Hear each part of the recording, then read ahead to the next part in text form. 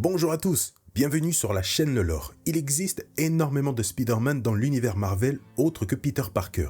L'un des plus appréciés et connus aujourd'hui, pour mon plus grand plaisir, reste Miles Morales. Mais pourtant, d'autres Spider-Man sortent aussi du lot et sont tout aussi appréciés. Je vous propose donc de parler d'un des Spider-Man les plus complexes, le clone de Peter Parker, a.k.a. Ben Reilly, a.k.a. Scarlet Spider, a.k.a. Shams. Vous comprendrez pourquoi tous ces changements. Wow, mais avant d'aller plus loin, j'espère que vous êtes prêts à accueillir les Avengers, puisque Altaïa revient une nouvelle fois avec la Marvel Movie Museum. Une toute nouvelle collection sous licence officielle mettant en avant de nombreux artefacts ayant appartenu à différents héros et vilains de l'univers Marvel, comme le bouclier du Captain, le casque d'Iron Man, le marteau de Thor, le gant de l'infini et bien d'autres. Vous allez faire le tour de la saga au niveau des artefacts qui sont, comme d'hab, très réussis visuellement. En plus d'être en métal, ça fait toujours plaisir, et en ABS, donc la qualité est là. Et pour finir, chaque objet sera exposé sur un socle, le tout protégé par une petite vitre en plexi. Ça donne vraiment cet effet objet rare, et en plus c'est casable n'importe où. Hop, vous mettez le bouclier du Captain sur le bureau, le gant de l'infini sur la bibliothèque, etc.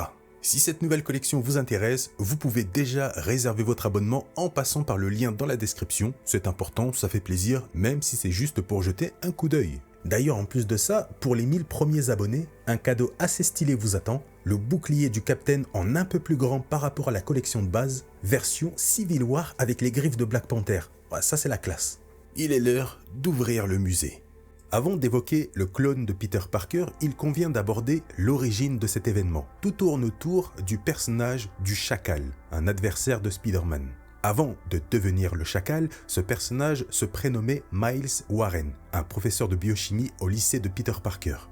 Au fil du temps, il tombe amoureux d'une de ses élèves, qui se trouve également être la petite amie de Peter Parker à cette époque, Gwen Stacy. Malheureusement, cette dernière finit par perdre la vie à cause du bouffon vert. Je ne vous refais pas l'histoire de Spider-Man. Blâmant Spider-Man pour cette tragédie, Miles décide de se pencher sur le clonage humain afin de créer un clone de Gwen Stacy, mais aussi de Spider-Man, dans le but de se venger de ce dernier en le tourmentant. Cependant, au moment d'analyser précisément l'ADN du super-héros, il découvre que Spider-Man est en réalité Peter Parker. C'est à partir de là qu'il endosse le rôle du Chacal. Parmi tous les clones infructueux de Spider-Man créés par le Chacal, un se distingue par son absence de dégénérescence. Le Chacal hypnotise alors le clone parfait de Spider-Man et lui implante de faux souvenirs afin de le convaincre qu'il a toujours été le véritable Peter Parker. Il parvient ensuite à faire confronter le vrai Peter et son clone, chacun prétendant être le vrai Spider-Man. Mais pendant le combat, le Chacal fait exploser une bombe qui les rend tous les deux inconscients.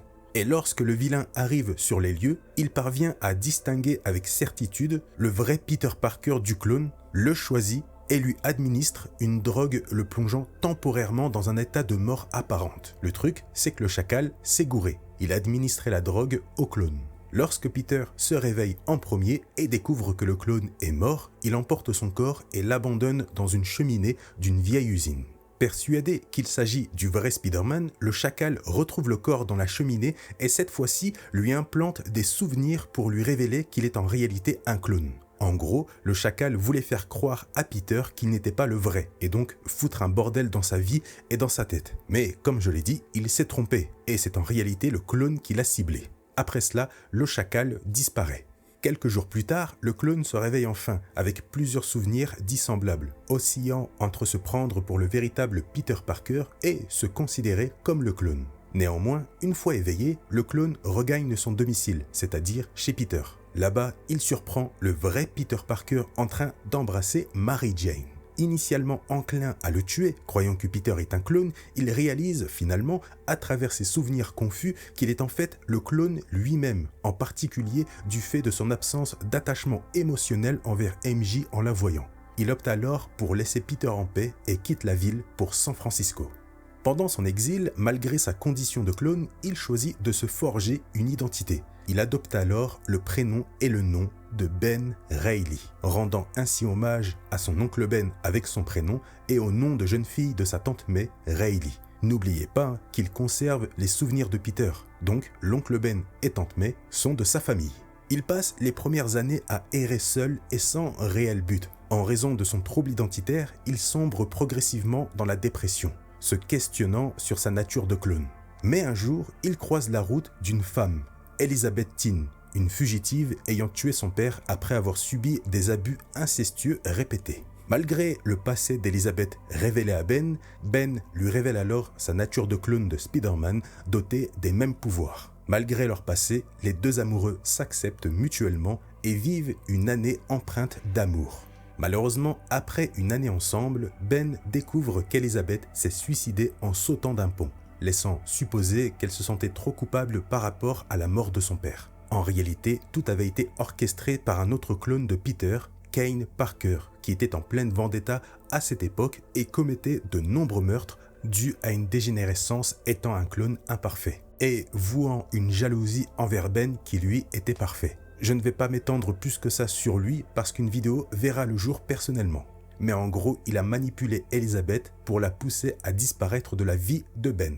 Mais elle n'est pas morte. De nouveau en proie à la solitude et à la dépression, Ben, animé par son sens de l'araignée, se trouve souvent dans l'obligation d'intervenir pour porter secours aux plus vulnérables. Une démarche qu'il a toujours refusé d'accepter parce qu'en faisant comme Peter Parker en devenant un super-héros, eh bien ça lui rappelait à chaque fois son état de clone, une chose qu'il veut oublier. Quelques années après, Ben fait son retour à New York, motivé par l'annonce de la grave maladie de Tante May, sa propre tante, de par ses souvenirs hérités en tant que clone de Peter. Ainsi, de retour en ville, il se retrouve face au Peter Parker original. Il est important à noter que durant cette période, Peter traverse des épreuves difficiles en raison de divers événements de sa vie, particulièrement liés à la situation de May. Et lorsqu'il retrouve Ben, il perd son sang-froid et s'attaque à lui. Malgré les attaques répétées de Peter, Ben tente de lui expliquer la situation et parvient finalement à lui révéler qu'il est son clone, ce qui rend Peter encore plus perturbé. Pour rappel, la dernière fois qu'il l'a vu, il était censé être mort, donc ça le rend encore plus fou. Mais il parvient finalement à se calmer lorsqu'il apprend qu'une insurrection est en cours dans l'asile de fous de Ravencroft. Ben décide alors de l'accompagner et les deux hommes finissent par coopérer à contre-cœur bien sûr lors de la révolte dans l'asile en affrontant différents vilains. Après cela, Ben décide de s'éloigner de Peter dans le simple but de le laisser tranquille. Mais tandis que Peter Parker reprend peu à peu sa vie en main, Ben, de son côté, avant de quitter la ville, visite le musée d'histoire naturelle où il repère dans une vitrine un sweatshirt à capuche bleue orné d'une araignée. Malgré son souhait de quitter la ville et de renoncer à incarner un super-héros, considérant que cette destinée appartient à Peter et non à lui, il prend progressivement conscience que son aspiration à devenir un héros l'emporte sur son désir de fuite. S'inspirant des souvenirs de Peter, il conçoit alors des lanceurs de toile améliorés et se confectionne un costume entièrement rouge afin de se distinguer de Spider-Man. Mais surtout, il complète sa tenue du pull bleu repéré précédemment, se présentant ainsi comme un nouveau héros en ville. Sa nouvelle apparence attire rapidement l'attention, conduisant la presse à le surnommer Scarlet Spider. En parallèle de cela, la police arrête Peter Parker pour plusieurs meurtres. Je vous explique. Comme mentionné précédemment, Kane Parker, son clone imparfait, s'est livré à des actes meurtriers en raison d'un problème de dégénérescence dans son ADN. Et forcément, possédant la même ADN que Peter, la police a tout simplement remonté jusqu'à Peter Parker qui a fini en prison. Après avoir appris la nouvelle de son incarcération, Ben se rend auprès de Peter en prison et lui propose de prendre sa place en cellule tandis que Peter part à la recherche du véritable meurtrier. Une proposition qu'il accepte. Après cet événement, Peter accorde peu à peu sa confiance à Ben et ensemble, ils luttent contre le crime pendant un certain temps jusqu'au retour du Chacal. Et on l'avait oublié, lui. C'est alors que ce dernier fait part au Spider-Man d'une révélation troublante. Selon lui, depuis le début, Ben Reilly est en réalité le véritable Peter Parker. Cette révélation plonge bien sûr Peter dans la folie, mais Ben le rassure en lui affirmant qu'il n'a nullement l'intention de reprendre son ancienne identité, car au fond de lui, il se sent désormais être quelqu'un d'autre. Grâce à ces paroles, Peter retrouve son calme et ensemble, ils affrontent le Chacal une bonne fois pour toutes. Et c'est grâce à cet événement que les deux Spider-Man deviennent véritablement amis, ou plutôt des frères se faisant mutuellement confiance. Durant cette période, Peter, déjà marié à MJ, songe qu'il est peut-être temps de vivre une vie de famille avec elle sans les contraintes de Spider-Man. Il envisage même d'avoir un enfant. Ainsi, il décide de quitter New York en compagnie de MJ. Par conséquent, il confie à Ben Reilly la lourde tâche de prendre la relève en tant que Spider-Man, devenant ainsi l'unique protecteur de la ville. Dans un premier temps, Ben peine à accepter cette responsabilité, refusant catégoriquement d'endosser le rôle de Spider-Man et de revêtir le costume original que Peter lui confie. Malgré cela, il finit par accepter cette nouvelle charge pour le bien de son frère, mais refuse initialement d'agir en tant que Spider-Man et de porter le costume, préférant toujours se comporter en tant que Scarlet Spider afin de ne pas simplement être considéré comme le clone de Peter Parker. Cependant, afin de rendre hommage à l'oncle Ben, il finit par accepter l'héritage de Spider-Man en reprenant le nom et le costume. Tout en cherchant à se démarquer de Peter sous le masque, Ben se teint les cheveux en blond tout en apportant des modifications personnelles au costume original. Ainsi naît le nouveau Spider-Man, accompagné de ses propres aventures et de nombreuses confrontations avec différents vilains, mais aussi différentes rencontres, que ce soit les X-Men, certains Avengers, etc. Pendant son mandat en tant que nouveau Spider-Man, Ben se confronte à un adversaire redoutable en la personne du symbiote Carnage, où il se fait finalement infecter, devenant ainsi Spider-Carnage. Entre nous, c'est une histoire très peu intéressante, sans réel impact sur le personnage qui finira d'ailleurs par s'en débarrasser. Je vous en parle surtout parce que déjà il est très classe visuellement, mais aussi parce que vous devez savoir que Peter est revenu avec MJ à New York entre-temps. Et ce n'est pas le seul à faire son retour en ville, puisque Ben revoit Elizabeth qu'il croyait morte, suicidée précédemment. Surprise au départ qu'elle ne soit pas morte, les deux retombent amoureux et vivent pendant un temps ensemble, sans que Ben sache en réalité qu'Elizabeth était sous le contrôle de Kane Parker, de retour lui aussi dans le but de s'en prendre une nouvelle fois à Ben. Après une confrontation entre les deux clones, Ben réussit à faire entendre raison à Kane qui finit en prison. N'étant plus sous son contrôle, Elizabeth décide aussi de se rendre à la police, je rappelle que c'était une fugitive, et termine aussi en prison pour assumer ses responsabilités malgré l'amour qu'elle porte à Ben. À la suite de ces événements, tandis que Peter reprend le costume de Spider-Man aux côtés de Ben, ils font face à un ennemi énigmatique qui parvient à les piéger avec un gaz. C'est alors que Peter découvre que cet ennemi n'est autre que Norman Osborn, qui était supposément mort après avoir été transpercé par son propre planeur lors d'une confrontation antérieure avec Spider-Man, un événement qui a d'ailleurs été repris dans le premier Spider-Man de Sam Raimi à la fin. Pendant que Peter est affaibli par le gaz, Norman enfile son costume du bouffon vert et neutralise Ben sans difficulté par la même occasion. Il en profite alors pour faire une révélation à Peter. C'est lui, depuis le début, qui est derrière tout le complot autour des clones de Peter Parker. Le chacal travaillait pour lui depuis le début. Il lui avait ordonné de travailler sur le clonage humain dans le but de rendre Spider-Man fou et de se venger. Peter réalise alors que Ben ainsi que tous les autres clones tirent leurs origines de Norman Osborn. Après cette révélation, le bouffon vert laisse ainsi Peter et Ben affaiblis derrière lui et se dirige vers le Daily Bugle. Ben avertit alors Peter que Norman a rassemblé tous les proches de Peter dans le bâtiment dans le but de le faire exploser. Peter se précipite alors très vite vers le Daily et parvient à rattraper Norman pour le confronter dans un combat très intense mais surtout équilibré. Le combat est vraiment très cool, que ce soit visuellement ou au niveau de la difficulté de Spider-Man. On ressent vraiment l'impact de la violence des deux. Pendant ce temps, Ben lui se rend au Daily Bugle pour évacuer les lieux et désamorcer les bombes placées par le bouffon. Une fois cette mission accomplie, il rejoint Peter sur le toit qui finit par vaincre Norman avec difficulté.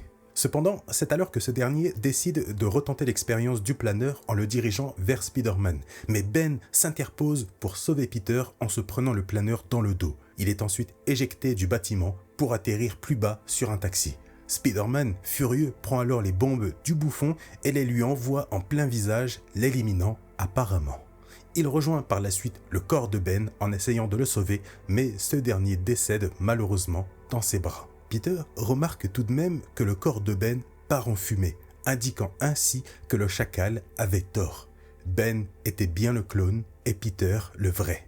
Quelques années plus tard, le chacal, qui fait son retour, parvient à recréer une version de Ben Reilly en implantant les souvenirs de ce dernier jusqu'à sa mort au nouveau corps. En gros, c'est comme s'il avait pris l'esprit de Ben pour le mettre dans un autre corps cloné. Cependant, cette méthode provoque une dégradation cellulaire qui entraîne la mort du clone à chaque fois. Ce qui fait que Ben se souvient à chaque résurrection de ses nombreuses morts précédentes. Il va subir en tout 26 morts et 26 résurrections. Mais un jour, lorsque le chacal parvient à recréer un nouveau corps pour y remettre les mêmes souvenirs, Ben parvient cette fois-ci à se libérer de ses chaînes en attaquant le chacal. Mais plutôt que de le tuer, il décide de le cloner à plusieurs reprises et de le faire travailler pour lui afin de créer une pilule capable de soigner la dégradation cellulaire. Après cela, Ben décide de prendre l'identité du chacal et fonde la société de biotechnologie New You Technology, avec pour objectif l'avancement du clonage. Malgré sa position en tant que nouveau chacal, Ben demeure bienveillant au départ, utilisant sa société pour ramener à la vie différentes personnes dans des corps clonés, conservant ainsi leurs souvenirs. Il décide même à un moment de ramener à la vie Gwen Stacy dans un corps cloné par crainte d'être corrompu par tout ce pouvoir qu'il possède s'il est seul. Peu à peu, dans le dessein d'étendre l'influence de sa société, il recrute divers individus, y compris des ennemis de Spider-Man tels que Electro, le Lézard, etc., ainsi que des connaissances de Peter. Il n'a plus qu'une seule ambition, que sa société devienne mondiale. Ben veut créer un monde utopique où la mort n'est plus un problème. De son côté, estimant que l'influence de la société était réellement suspecte, Peter décide d'enquêter en se faufilant dans les laboratoires du chacal. C'est là, avec étonnement, qu'il découvre la présence de Gwen, mais il est surtout attaqué par le Rhino, Electro et surtout Octopus, censé être mort mais ramené à la vie dans un corps cloné. Une petite confrontation a donc eu lieu, mais le conflit est rapidement interrompu par le chacal. Ce dernier expose alors à Peter le processus de clonage de sa société et lui propose que Parker Industries, la société de Peter, et New You Technology s'associent pour que le monde entier puisse bénéficier du clonage. Et pour le convaincre, il présente à Peter toute une série de méchants de Spider-Man ressuscités, mais travaillant désormais pour lui. Peter refuse naturellement l'offre, considérant la folie de ramener à la vie ses ennemis, et surtout, il ne souhaite pas s'associer à un vilain tel que le chacal. Il ne sait pas encore à ce moment-là que Ben se cache sous le masque. Il décide alors de rapidement s'enfuir avec Gwen, qui était en réalité celle de la Terre 65, Spider-Gwen, qui avait réussi à échanger sa place avec le clone dans le but d'enquêter sur le chacal. Je vous rassure, on ne va pas se disperser, restons sur Ben. Grâce à l'aide de plusieurs personnes, dont le Caïd, Peter parvient à revenir vers le chacal et l'affronte dans un combat. Le truc, c'est que Ben, lui, ne veut pas se battre et faire du mal à son propre frère. Il essaye tant bien que mal de lui expliquer, mais Peter, qui pense se battre contre le chacal, ne s'arrête pas. Il le supplie alors de l'écouter et enlève son masque, dévoilant ainsi son visage. Peter, un peu sous le choc de le revoir, se stoppe et l'écoute. Ben lui réexplique alors que son but avec sa société, il souhaite éliminer la mort dans le monde entier pour que tout le monde puisse vivre en clonant ses souvenirs une fois mort dans un corps cloné. Voyant la tâche noble de Ben et sachant désormais qu'il a en face de lui son frère, Peter décide de lui faire confiance et le suit. Ben l'emmène alors dans un endroit, dans un de ses laboratoires qu'il a créé où coexistent gentils et méchants ressuscités dans des clones, le tout sans la moindre animosité. Une utopie qu'il souhaite partager dans le monde entier. Peter est bien sûr impressionné par ce que Ben a pu faire, mais juge malgré tout que c'est une chose assez immorale et qu'il a certes le pouvoir de faire ça, mais pas la responsabilité. Un grand pouvoir implique de grandes responsabilités. Il refuse alors l'offre, une chose qui contrarie Ben, qui ordonne au vilain sur place de tuer Peter. Je le rappelle, à ce moment-là, Ben est quand même perdu psychologiquement. N'oubliez pas qu'il a vécu 26 morts. Ça l'a un peu abîmé. Mais c'est ce qui l'a motivé à vouloir supprimer la mort du monde entier. Tandis que Ben regagne le laboratoire, il est finalement trahi par Octopus qui tente de saboter l'intégralité de son entreprise. Les deux en viennent à se livrer un combat intense alors que leur corps se désagrège de plus en plus sous l'effet de la dégradation cellulaire amplifiée par Octopus via une fréquence secrète. Ben parvient finalement à le vaincre, mais constatant l'état dévasté de ses laboratoires, il décide de fuir pour se réfugier dans une planque. Mais à son arrivée, il se trouve face au chacal original. Animé par le désir de vengeance, le chacal décide de brûler toutes les recherches et les pilules restantes susceptibles d'aider Ben et sa société. S'ensuit alors une confrontation entre les deux antagonistes. Malgré la fragilité de son corps, Ben parvient à prendre le dessus sur son créateur et fait finalement s'effondrer la maison en flammes sur lui, mettant ainsi un terme au chacal. Après cet épisode, prenant conscience de ses actes, Ben, dont les motivations n'ont jamais été malveillantes, décide de quitter la ville pour de bon et d'abandonner son rôle de chacal. Il s'installe finalement dans la ville de Las Vegas, où il reprend son rôle de Scarlet Spider. Cependant, en raison de ses nombreuses morts, il développe un grave trouble de la personnalité qui perturbe sa vie. Pour dire, il a subi tellement de décès que la mort elle-même se présente à lui pour l'informer que son esprit a été empoisonné par ses multiples décès et que s'il devait mourir et revenir à la vie une nouvelle fois, son esprit serait irrémédiablement altéré et il deviendrait fou. Bien sûr, lors de l'une de ses aventures à Las Vegas, il est retrouvé par Kane, animé par le désir de se venger des actes passés de Ben en tant que chacal. Kane ne perd pas de temps et attaque Ben. Les deux se battent, mais Kane réussit à le tuer avec une arme. Heureusement ou malheureusement pour lui, il est finalement ressuscité à l'aide d'une de ses connaissances. Cependant, à son réveil à la morgue, Ben constate, comme l'avait prédit la mort, que son esprit est complètement brisé, se manifestant par des rires et des pleurs en même temps, indiquant qu'il est devenu sociopathe. Il décide alors de retrouver Kane et, sans aucune pitié, le tue de manière sadique avant de s'enfuir. Sa santé mentale est complètement altérée. Par la suite, Superior Spider-Man fait son entrée en scène, cherchant à rallier autant de Spider-Man que possible pour lutter contre les héritiers. J'ai déjà évoqué cet événement dans la vidéo avec le tueur de Spider-Man, Morlun. Cependant, à la conclusion de cet événement, Superior Spider-Man trahit Ben en le laissant aux mains d'un des héritiers qui parvient à absorber son âme. Ben succombe une fois de plus. Néanmoins, Superior Spider-Man, qui, rappelons-le, n'est autre que Octopus, avait anticipé la manœuvre et parvient à ressusciter Ben dans un nouveau corps. Une résurrection qui a pour effet de libérer l'esprit de Ben de toute psychose. Il revient aux paramètres d'usine. Il a toujours ses souvenirs, mais il n'est plus fou. Ben décide de retourner à New York où il est approché par la Beyond Corporation, une organisation assez puissante qui lui propose de redevenir Spider-Man. Désireux de repartir à zéro, il accepte et se voit remettre un nouveau costume amélioré similaire à l'ancien. L'organisation fait même libérer de prison sa première petite amie Elizabeth, une chose qui ravit Ben puisque les deux se remettent ensemble. De son côté, Ben contacte ensuite Peter pour l'informer de son retour en tant que Spider-Man, ce que Peter a du mal à accepter. En réalité, Ben ignorait que la société Beyond avait de sombres desseins et l'avait choisi en raison de sa facilité à être manipulé. Pour la faire simple, la société Beyond voulait contrôler les héros. Lorsqu'il en prend connaissance, Ben tente de s'opposer à la société, mais il est finalement pris au piège par celle-ci. Il est alors soumis à une machine qui efface une grande partie de ses souvenirs, notamment ceux liés à Peter. Il perd ainsi tout souvenir de sa vie avec Peter Parker, oubliant même son existence en tant que clone de Peter Parker. Heureusement, après son réveil, grâce à Elizabeth, qu'il n'a pas oublié, il réalise très vite qu'il lui manque une bonne partie de sa mémoire et se sent vide, en n'ayant à chaque fois qu'un vague souvenir, rien de plus. Il décide alors de confronter le dirigeant de la société pour retrouver ses souvenirs. Celle-ci lui propose alors d'utiliser la technologie d'extraction de souvenirs sur Peter afin de récupérer ses propres souvenirs et d'être de nouveau complet. N'ayant pas d'autre alternative, il parvient à localiser Peter, également présent dans la tour, et lui demande calmement dans un premier temps de mettre le casque à extraction de souvenirs, mais ce dernier refuse catégoriquement. Cependant, Ben, accablé par sa confusion et sa gêne face à ses souvenirs quasiment effacés, provoque un affrontement avec Peter. Le combat est violent entre les deux Spider-Man, mais la détresse de Ben renforce sa haine et parvient à remporter la confrontation. Mais dans un dernier mouvement, Peter réussit à détruire le dispositif de souvenir, plongeant Ben dans un état où il avoue avec tristesse n'être plus rien désormais, tout en exprimant sa colère envers Peter pour lui avoir ôté la possibilité de retrouver son identité.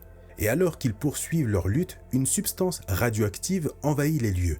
Dépourvu de toute perspective d'identité et de possibilité à regagner une nouvelle vie, Ben se déclare vaincu et se laisse tomber dans la substance sous le regard désespéré de Peter. Néanmoins, son histoire ne s'achève pas là. Après que le bâtiment se soit effondré, Elizabeth s'aventure dans les égouts dans l'espoir de trouver Ben. Et c'est là que ce dernier émerge finalement, toujours affligé par sa mémoire lacunaire, mais désormais doté de nouveaux pouvoirs et d'une nouvelle apparence. Dépourvu de tout repère, il décide alors d'adopter un nouveau nom, celui de Chasm. Animé par la volonté de retrouver ses souvenirs, sa perte d'identité s'aggrave de jour en jour. Il ne parvient même plus à se reconnaître dans le miroir, ne percevant qu'un vide abyssal. Toujours aux côtés d'Elizabeth qui le soutient, grâce à ses nouveaux talents, il accède à un royaume appelé les Limbes, où il fait la rencontre de Madeline Pryor, la souveraine des lieux, mais surtout le clone de Jean Grey. Trop loin à vous expliquer. Conscient de leur destin similaire en tant que clone, ils décident de s'associer. Madeline révèle d'ailleurs à Ben qu'en causant la mort d'une personne à l'aide d'un fruit des limbes, elle peut ensuite en récupérer ses souvenirs. Cette révélation incite Ben à vouloir faire de même à l'égard de Peter dans l'espoir de récupérer ses propres souvenirs. Entre-temps, Madeline transforme Elizabeth en nouveau personnage grâce à la magie des limbes. À partir de là, Elizabeth devient Hallow Eve, un personnage avec un pouvoir ultra classe. En gros, elle possède des masques représentant n'importe quel héros ou vilain et lorsqu'elle l'enfile, elle développe les capacités de ce héros en question. C'est beaucoup trop classe. Désormais prêt et avec l'aide de certains démons de Madeline, Ben se rend à New York pour confronter à nouveau Peter dans le seul but de lui voler son âme et ses souvenirs, provoquant ainsi un nouveau face-à-face. Le combat débute directement. Initialement dominé par Peter, Ben parvient toutefois à reprendre l'ascendance dans le combat grâce à ses nouvelles capacités, lui permettant de matérialiser tout ce qu'il désire avec ses toiles, un peu à la manière de Green Lantern. Grâce à cela, il prend de court Spider-Man et le capture dans les limbes. Madeline, de son côté, parvient elle à capturer certains X-Men, notamment Jean Grey. En gros, elle veut la même chose que Ben, récupérer certains souvenirs de Jean Grey. Une fois dans les limbes, Peter vit parmi les démons, mais Ben lui assure que tout redeviendra à la normale s'il goûte au fruit qui lui est présenté. Il est important de se rappeler que pour aspirer l'âme et les souvenirs de Peter, ce dernier doit mordre dans le fruit, ce qu'il refuse catégoriquement. Pendant ce temps, Madeline, ayant obtenu ce qu'elle voulait de Jean Grey, son modèle original, ordonne à Ben d'arrêter tout et souhaite libérer toutes les personnes capturées pour les renvoyer dans le monde réel. Une demande bien sûr que Ben refuse, car il n'a pas obtenu ce qu'il voulait. Mais ça, la reine des limbes s'en fiche complètement. C'est elle qui décidait. En gros, elle le trahit. Cependant, voyant le contrôle de Madeline sur les limbes en tant que reine grâce à son arme, Ben parvient, à l'aide de son amour Elizabeth, à vaincre Madeline, puis récupère sa faux, devenant ainsi le nouveau roi des limbes. Regardez-moi cette classe. Grâce à cela, il prend le contrôle de tous les démons des limbes dans le but d'envahir complètement New York. En gros, il veut importer les limbes dans le monde réel. Malheureusement, c'est un règne qui ne dure pas très longtemps. Lors d'une dernière bataille entre les démons dirigés par Ben et un groupe de plusieurs héros aux côtés de Peter et Madeline, mais avant de se lancer dans la dernière bataille, par amour envers Elizabeth, il la fait téléporter ailleurs sur Terre pour éviter qu'elle soit retrouvée par les héros. Après ça, il décide de se tenir fier devant tous ses adversaires seul et commence à les combattre. Malheureusement, il n'est pas invincible et se fait rapidement arrêter, perdant ainsi son statut de roi. Il est finalement emprisonné par Madeline dans une prison des limbes, seul et toujours sans ses souvenirs. De temps en temps, il reçoit la visite de Peter dans l'espoir de l'aider à se souvenir, mais ne se souvenant plus de qui il est, celui qui se faisait appeler Ben Reilly n'est plus que Chasm. C'était l'histoire du Spider-Man qui a toujours voulu être plus qu'un simple clone. Voilà. Y a encore quelqu'un? Allô? Vous êtes encore là? Bon, bref, j'espère en tout cas que cette grande histoire vous a plu. J'adore Ben Reilly. Allez, on n'oublie pas bien sûr le petit like pour le travail fourni qui a été énorme pour cette vidéo, le commentaire pour le référencement et surtout me dire ce que vous avez pensé de cette histoire et surtout du personnage de Ben Reilly. Sur ce, je vous laisse et je vous dis à une prochaine sur la chaîne Le Lore.